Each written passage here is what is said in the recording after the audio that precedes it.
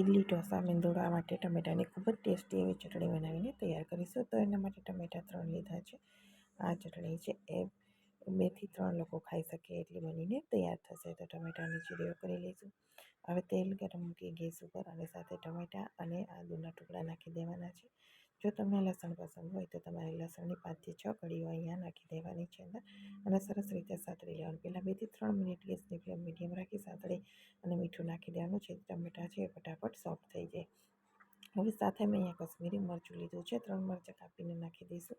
જો તમને તીખા મરચાં પસંદ હોય, તીખાસવાળી ચટણી તો 2 તીખા મરચાં નાખી દેવાના. ધાણાના ડંઠલ નાખી દઈશું અને સાથે આંબલી નાખી દઈશું. સાઉથ ઇન્ડિયન ચટણીમાં આંબલીનો ઉપયોગ થતો હોય એટલે આપણે આંબલીનો ઉપયોગ કર્યો છે. આંબલી ન ખાતા હોય તો લીંબુ પણ નાખી શકાય. કવર કરતી 3 થી 4 મિનિટ મીડિયમ ફ્લેમ ઉપર કૂક કરવાનું. ટમેટા સોફ્ટ થઈ જાય ત્યાં સુધી. ટમેટા સોફ્ટ થઈ જાય એટલે એની સાથે આપણે દાળિયા નાખી દઈશું 1 ચમચી મોટી અને સાથે નારિયેળનું ભૂકો એટલે કે કોકોનટ પાવડર નાખી દઈશું અને બરાબર મિક્સ કરી ગેસની ફ્લેમ આપણે બંધ કરી દેવાની છે અને મિક્સર જારમાં નાખી અને પીસી લેવાનું છે. તો અહીંયા મિક્સર જારમાં ઠંડુ થયા પછી નાખવાનો સમય ન હોય તો આ રીતે ગરમે ગરમ પણ નાખી શકાય છે અને મિક્સર જારમાં અધકચરું વાટી પછી જરૂર પ્રમાણે પાણી નાખી અને ફાઇન પેસ્ટ બનાવીને તૈયાર કરી દેવાની છે.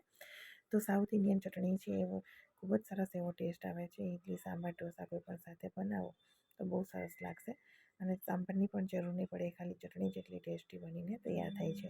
તો એકદમ સ્મૂથ પેસ્ટ બનીને તૈયાર થઈ ગઈ છે. હવે આપણે એનો વઘાર કરી દઈશું. મારો વિડીયો પસંદ આવે તો ચેનલને સબસ્ક્રાઈબ જરૂરથી કરી દેજો.